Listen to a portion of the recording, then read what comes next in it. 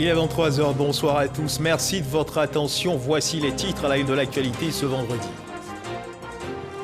14 ministres gouverneurs du district nommés ce vendredi par le président de la République Alassane Ouattara. Cette nomination fait suite à la création de 12 nouveaux districts autonomes par décret. La liste des 14 rendue publique, on en parle en ouverture de journal.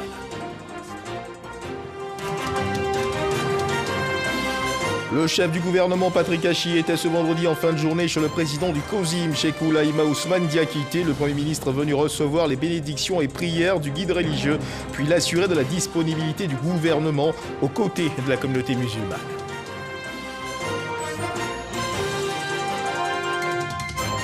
Concernant le Hajj 2021, il y aura le pèlerinage musulman, sauf que cette année, il sera limité à 60 000 résidents sur le territoire saoudien. Pour raison de Covid-19, les 10 000 candidats ivoiriens au voyage saint sont désemparés. Pour les opérateurs et les organisateurs privés, le préjudice est important. Le dossier vide ici à suivre dans cette édition. Voilà pour l'essentiel. Oui, bonsoir à tous. Le président de la République Alassane Ouattara a procédé ce vendredi 18 juin 2021 à la signature d'un décret portant nomination de ministres-gouverneurs. En plus de ceux d'Abidjan et de Yamoussoukro, la liste des 14 ministres-gouverneurs nommés a été rendue publique ce vendredi par le secrétaire général de la présidence, Abdourahmane Cissé.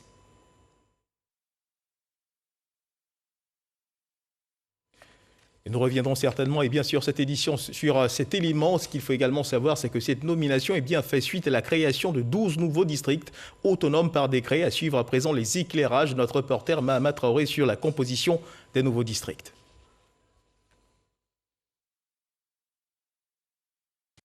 Communiqué de la présidence de la République. Suite à la création de 12 nouveaux districts autonomes par décret numéro 2021-276 du 9 juin 2021, en plus de ceux d'Abidjan et de Yamoussoukro, le président de la République, son Excellence M. Alassane Ouattara, a procédé ce vendredi 18 juin 2021 à la signature d'un décret de nomination des ministres-gouverneurs des districts autonomes. Ainsi sont nommés ministre-gouverneur du district autonome du Bas-Sassandra, M. Philippe Légré. Ministre-gouverneur du district autonome de la Comoé, M. Pascal Abina Kouakou. Ministre-gouverneur du district autonome du Denguélé, M. Gaoussou Touré. Ministre-gouverneur du district autonome du Godibois, M. Louis-André Dakori Tablé. Ministre-gouverneur du district autonome des Lacs, Madame Raymond Goudou Kofi. Ministre-gouverneur du district autonome des Lagunes, M. Vincent Loès. Ministre-gouverneur du district autonome des Montagnes, M. Albert Flindé. Ministre-gouverneur du district autonome du Sassandra Maraoué, M. Mathieu Babo Daré. Ministre-gouverneur du district autonome des Savanes, M. Issa Koulibaly. Ministre-gouverneur du district autonome de la vallée du Bandama, M. Jean-Claude Kouassi. Ministre-gouverneur du district autonome du Worouba, M. Moussa Dosso. Ministre-gouverneur du district autonome du Zanzan, M. Souleymane Touré. Ministre-gouverneur du district autonome d'Abidjan, M. Robert Mambé Begré. Ministre-gouverneur du district autonome de Yamoussoukro, M. Augustin Abdoulaye Thiam Oufoué. Fait à Abidjan le vendredi 18 juin 2021. Voilà la liste des 14 ministres-gouverneurs dévoilés. Cette nomination, nous disions à l'instant, fait suite à la création de 12 nouveaux districts autonomes par décret. À suivre à présent les éclairages de notre reporter Mahama Traoré sur la composition des nouveaux districts. En plus des capitales politiques et économiques que sont Yamoussoukro et Abidjan, les 31 autres régions du pays sont désormais reparties en 12 districts autonomes. Le district autonome est un véritable pôle de développement local, regroupant au moins 2 régions. Il obéit dans son fonctionnement à la fois aux règles de la déconcentration et de la décentralisation. La création du district autonome vise à renforcer l'efficacité de l'action du gouvernement, notamment en ce qui concerne la coordination, l'évaluation, ainsi que le suivi de la bonne exécution des programmes et des projets de développement pour le bien-être de nos compatriotes. Faisons connaissance avec ces 12 nouveaux districts autonomes. Celui d'Idelac aura pour chef-lieu la ville de Dembokro et sera constitué des régions du Nzi, du Ifou, du Bélier et du Moronou. Toujours au centre du pays, retrouvons le district autonome de la vallée du Bandama et son chef-lieu Boaké. Ce district cumule les régions de Gbeke et du Hambol. Le district autonome de la Komoé regroupe les régions de l'Indéné-du-Ablin et du Sud-Komoé avec pour chef-lieu Abengourou. Le nord du pays est désormais subdivisé en 3 districts autonomes, celui des Savanes, du Denguélé et du Woroba. Celui des Savanes est composé des régions du Poro, de la Bagoué et du Tchologo. Korogo en est le chef-lieu. Le district autonome du Denguélé est formé des régions du Kabadougou et du Folon, avec Odiéné pour capitale. Le district autonome du Woroba est fort des régions du Béré, du Bafing et du Worodougou, avec Séguéla pour chef-lieu. L'ouest et le centre-ouest du pays sont désormais représentés par 3 districts autonomes, celui des montagnes composé des régions du Tonkbi, du Guémon et du Cavali avec la ville de Mans pour chef-lieu. Les régions du Go et du Lodjibois forment désormais le district autonome du Godjibois. La cité de Gagnoa en est la capitale. Et le district autonome du Sassandra-Maraoué, regroupant les régions du Haut-Sassandra et de la Maraoué avec Daloa comme chef-lieu. Plus à l'est, la ville de Bondoukou est le chef-lieu du district autonome du Zanzan, constitué des régions du Bonkani et du Gontougou. Au sud, on retrouve 2 autres districts autonomes, outre celui d'Abidjan. Il s'agit du district autonome des Lagunes, formé des régions de l'Agnébi-Tiassa, de Lamé et des Grands Ponts, avec la ville de Dabou comme chef-lieu. Le district autonome du Bas-Sassandra regroupe quant à lui les régions de la Nawa, de San Pedro et du Gbokle. La deuxième ville portuaire du pays, San Pedro, en est la capitale. Voilà, à l'instant, les éclairages de notre reporter Mahama Traoré sur la composition des nouveaux districts. Deuxième titre de cette édition, le chef du gouvernement, Patrick Hachi, était ce vendredi en fin de journée chez le guide suprême de la communauté musulmane nationale, président du COSIM. Le cheikh Oulaïma Ousmane Diakité, le Premier ministre, est venu recevoir les bénédictions du guide religieux et l'assurer de la disponibilité du gouvernement ivoirien aux côtés de la communauté musulmane. Alexis Ouedraogo. Patrick Hachi à la résidence du nouveau patron du COSIM. Ce vendredi, le chef du gouvernement a tenu à rendre visite aux guides religieux pour un moment d'échange.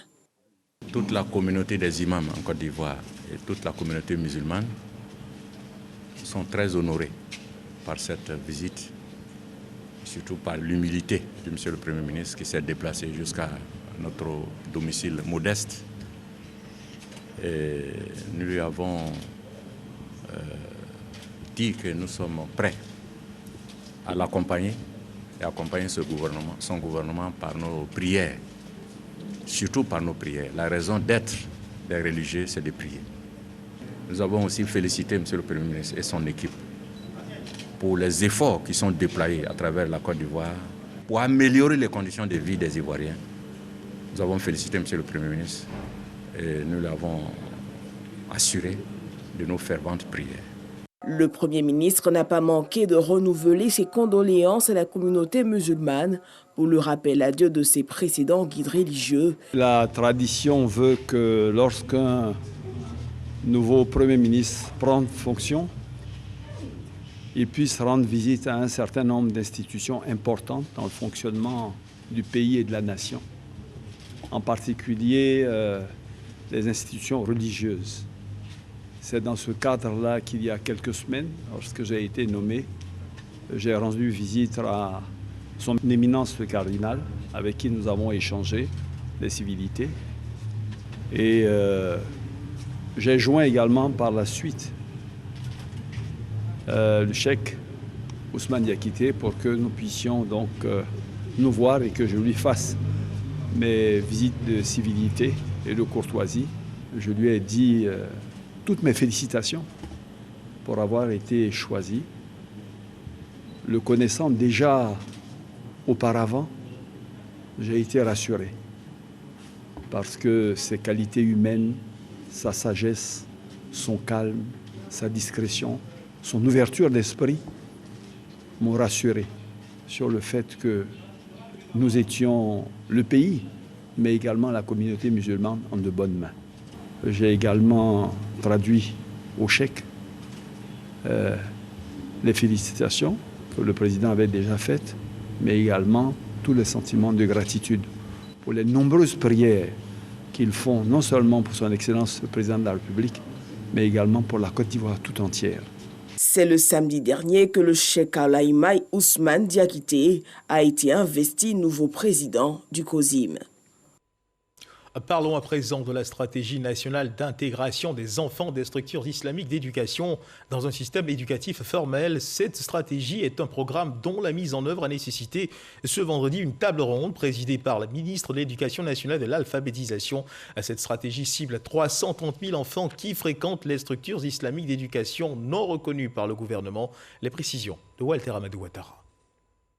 Asma Aka fait partie des 1 600 000 enfants du pays en âge d'aller à l'école, mais qui demeurent hors du système scolaire formel. Elle lit ici un plaidoyer pour intégrer l'école conventionnelle. À quand la reconnaissance de nos écoles et qui nous font sans ambiguïté pour être des citoyens utiles à notre religion et à notre nation. Tenue à Abidjan au Plateau, cette rencontre pilotée par l'UNICEF et l'Union européenne, se penche sur la préoccupation de la jeune Asma.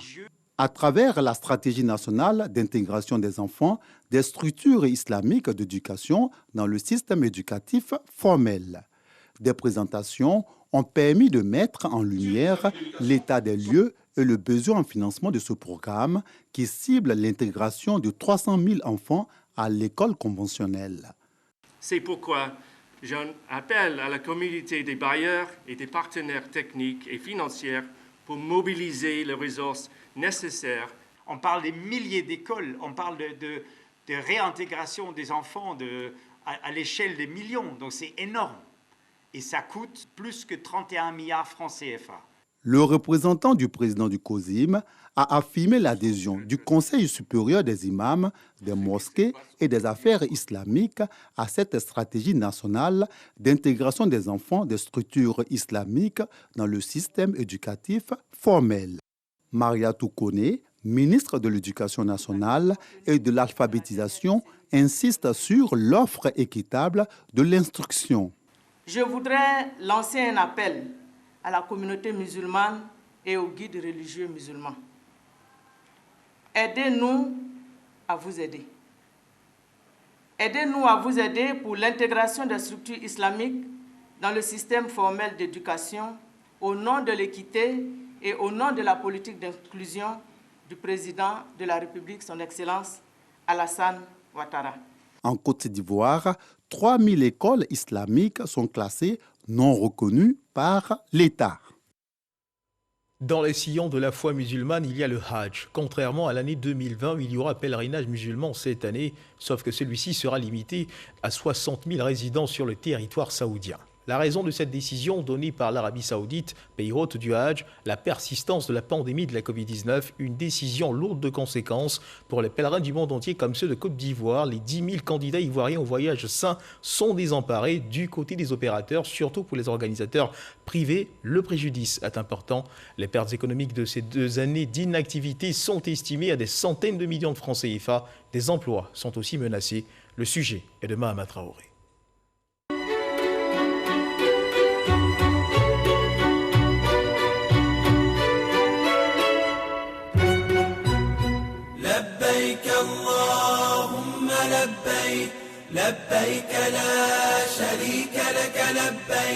Tout était prévu pour que le premier vol transportant les candidats ivoiriens au pèlerinage musulman décolle d'Abidjan pour l'Arabie Saoudite le 25 juin prochain. Hélas, ce vol prendra encore une année de retard suite à la décision prise le 12 juin dernier par les autorités saoudiennes de limiter le Hajj 2021 à seulement 60 000 candidats pèlerins résidant sur le territoire saoudien. C'est vraiment regrettable pour nous tous. Nous avions l'espoir que, quel que soit le nombre, certains de nos compatriotes pourraient participer au Hajj cette année. Mais la nouvelle du 12 juin nous a tous surpris. Surpris car l'espoir était pourtant nourri, surtout que les frontières saoudiennes s'étaient ouvertes aux convois ivoiriens partis effectuer le petit pèlerinage lors du dernier mois de Ramadan. Surpris également parce que la partie ivoirienne s'attelait à conformer ses candidats aux critères initialement édictés par l'Arabie Saoudite pour le pèlerinage 2021. Il fallait pour chaque pèlerin être âgé de 18 à 60 ans, ne pas souffrir de maladies chroniques et avoir reçu les 2 doses du vaccin contre la Covid-19. Par la voix de la Direction générale des cultes, le gouvernement ivoirien prend acte de la décision des autorités saoudiennes, une décision motivée par le risque de propagation de la Covid-19, dans le sens où chaque session du pèlerinage en Terre Sainte mobilise en moyenne 2 millions de personnes. Inscrits en 2020, les 10 000 pèlerins ivoiriens devront encore attendre au call center du commissariat du Hajj. Chaque appel entrant est synonyme de préoccupation posée. Ce n'est pas possible. C'est possible. C'est possible? Oui, oui. Donc, quelles sont les procédures pour pouvoir nous faire rembourser dans le cas où je voudrais que vous nous remboursez mon argent? D'accord. Ce qu'on va faire, vous allez vous rendre au commissariat du Hajj. Et nous vous donnerons la procédure à suivre. Pour les candidats déjà inscrits, pas de souci à se faire. Ils restent prioritaires pour le prochain Hajj. Ce n'est pas la seule mesure prise par la Direction générale des cultes afin de rassurer les futurs pèlerins. La possibilité de rembourser les frais d'inscription à ceux qui le souhaiteraient. La prise en charge des consultations médicales pré-pèlerinage des candidats inscrits en 2020 et qui ont été invités en 2021 par le commissariat du Hajj à reprendre les dites consultations. La possibilité de remplacer des candidats décédés ou en situation de handicap selon les conditions arrêtées par le comité de surveillance. Accomplir le Hajj est un des 5 piliers de l'islam. Tout croyant musulman disposant de moyens financiers et physiques est tenu de se conformer à cette prescription du Saint-Coran. Des conditions que remplit Seydou Diao. Il fait partie des 3000 personnes désireuses d'effectuer ce voyage saint par les soins des agents spécialisés. Loin d'être abattu, Seydou prend avec foi la décision des autorités saoudiennes. Nous sommes des croyants. Le véritable croyant, c'est patienter et être endurant dans l'épreuve. Quand on est croyant, ce n'est pas seulement les bonnes choses, c'est aussi les épreuves. Quand vous avez les épreuves, vous devez patienter et prier Allah pour qu'Allah facilite. Moi, je veux partir. Remboursement, ce n'est pas l'argent qui compte. Ce n'est pas l'argent. L'argent n'est rien. Tout est dans la main de Dieu. La décision de ne pas se faire rembourser est en quelque sorte une bonne nouvelle pour le gérant de l'agence.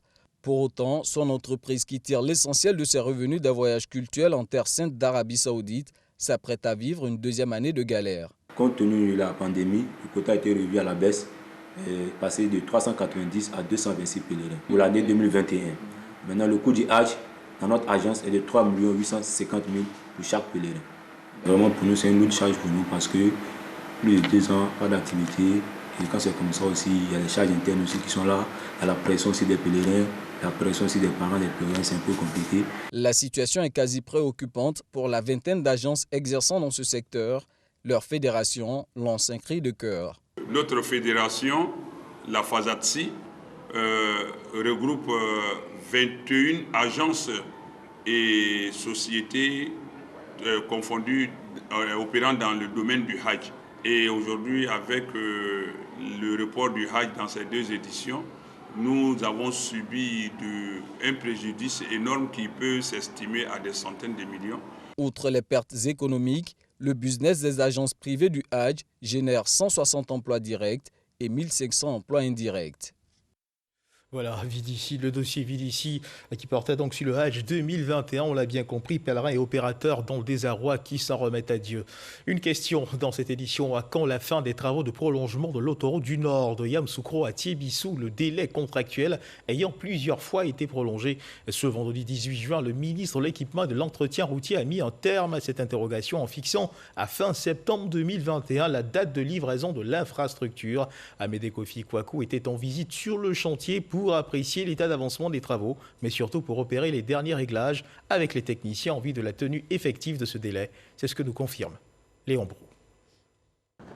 Le ministre de l'Équipement et de l'Entretien routier en plein contrôle qualité sur la section autoroutière en construction entre Yamoussoukro et Tiébissou. Couche de fondation et de bitume, ouvrage et points critiques le long des 37 km passés à la loupe. Question pour Amédée Kouakou de s'assurer du respect des normes. À défaut, rappeler à l'ordre l'entreprise, elle qui s'engage à tenir le délai de livraison de l'infrastructure fixé à fin septembre 2021. Nous avons vraiment mis les moyens nécessaires, que ce soit personnel et humain, que ce soit l'augmentation des heures de travail, que ce soit le renforcement des ateliers de la mise en œuvre pour respecter les rendements journaliers prévus. En plus que ça, les deux PDG des entreprises sont bien conscients que c'est un projet important. Ils ont pris l'initiative de se déplacer ici sur chantier pour mettre à notre disposition tous les moyens nécessaires pour assurer la continuité des travaux et l'achèvement définitif de ces travaux dans les délais déjà prévus. Fin septembre 2021, délai de livraison de l'autoroute Yamoussoukro-Tiébissou non négociable selon le ministre de l'Équipement et de l'Entretien routier. L'infrastructure en effet doit booster le trafic entre le nord et le sud ivoirien, mais aussi et surtout entre la Côte d'Ivoire et les pays de l'Interland. Cette séance de travail, donc pour opérer les réglages pour la tenue de ce délai. Les phases qui restent sont les phases de revêtement, c'est-à-dire mettre le goudron lui-même.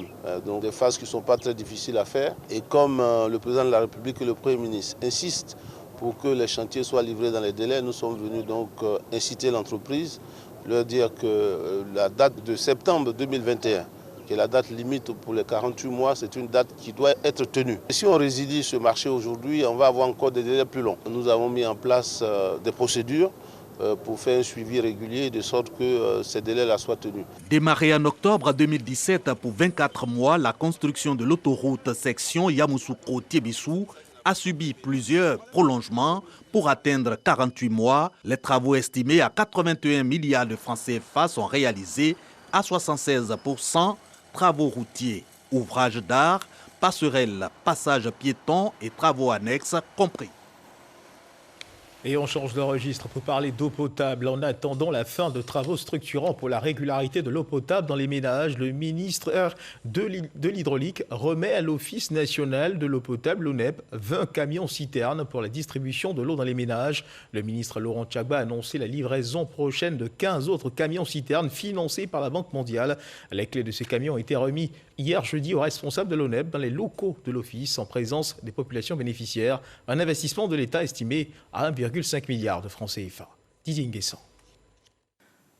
20 camions-citernes de 20 000 litres chacun. C'est la réponse immédiate de l'État de Côte d'Ivoire qui, à travers le ministère de l'Hydraulique, met à la disposition de l'Office national de l'eau potable, ONEP, ces engins roulants. De quoi soulager les populations des communes de Yopougon, Anyama et Abobo des difficultés d'accès à l'eau potable rencontrées ces derniers mois. Ça vient vraiment atténuer notre souffrance et nous disons un grand merci à Monsieur le Président et à Monsieur le Ministre vraiment qui est passé dans notre commune et dans notre sous-quartier et qui nous a promis vraiment faire quelque chose. Et aujourd'hui nous sommes là et on nous présente ces camions, vraiment c'est un grand merci.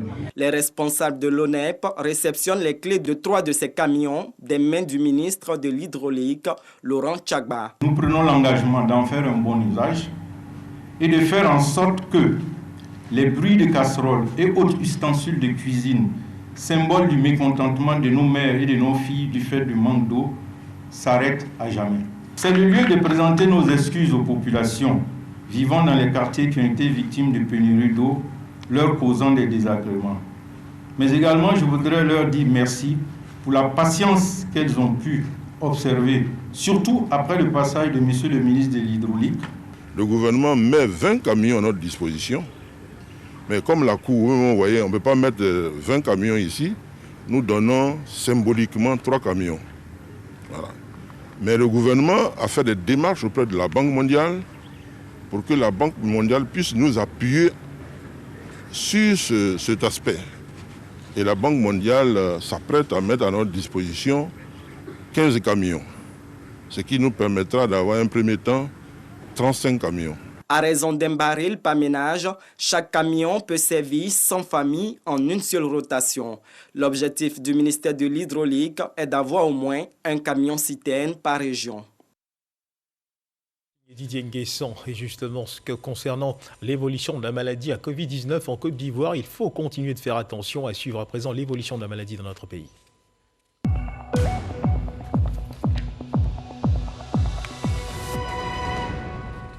Le ministère de la Santé, de l'Hygiène publique et de la couverture maladie universelle a enregistré ce vendredi 18 juin 2021 34 nouveaux cas de Covid-19 sur 2895 échantillons prélevés, soit 1,2% de cas positifs, 20 guéris et 1 décès.